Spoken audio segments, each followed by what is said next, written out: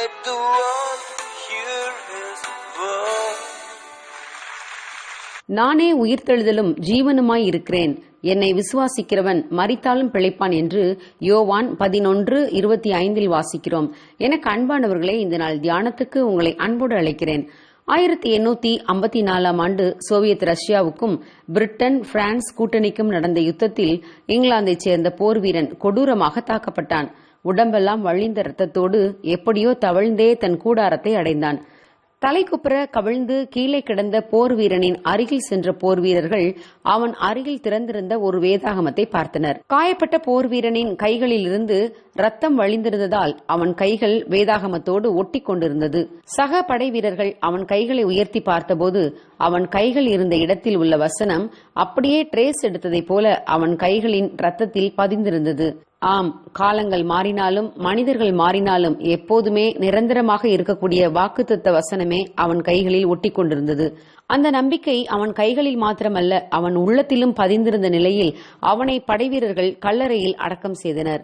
அவன் கைகளில் பதிந்திருந்த அந்த வசனம், நானே உயிர்த்தெழுதலும் ஜீவனுமாயிருக்கிறேன், என்னை விசுவாசிக்கிறவன் மரித்தாலும் பிழைப்பான் என்பதே. ஆம் பிரியமானவர்களே, நமக்கெல்லாம் மிகப்பெரிய நம்பிக்கை ஒன்று இருக்கிறது. இயேசுவை விசுவாசிக்கிற நாம் அனைவரும் மரித்தாலும் யுகாயுகமாக பிழைத்திருக்கும்படி மீண்டும் எழுந்திருப்போம் என்பதே அந்த நம்பிக்கை.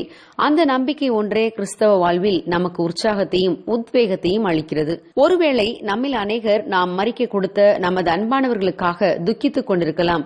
கிறிஸ்துவுக்குள் மரித்தவர்கள் முதலாவது எழுந்திருப்பார்கள் என்று வேதம் சொல்வதால் நாம் துக்கிக்க தேவையில்லை. மேலும் இந்த வார்த்தையினாலே நாம் ஒருவரை ஒருவர் தேற்ற வேண்டும்.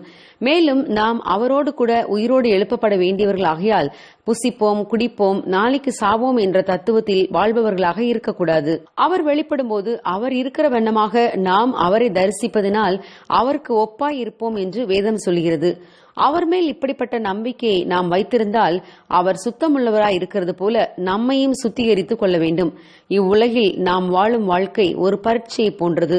இந்த உலக வாழ்க்கையில் உயிர்த்தெழுதலின் விசுவாசத்தோடும் பரிசுத்தத்தோடும் ஆத்துமாக்களை இயேசுவிடம் வழிநடத்தியும் நாம் வாழ்ந்தால் நிச்சயமாக ஆகாய மண்டலத்தில் பிரகாசிக்கிற நட்சத்திரங்களைப் போல இருப்போம்.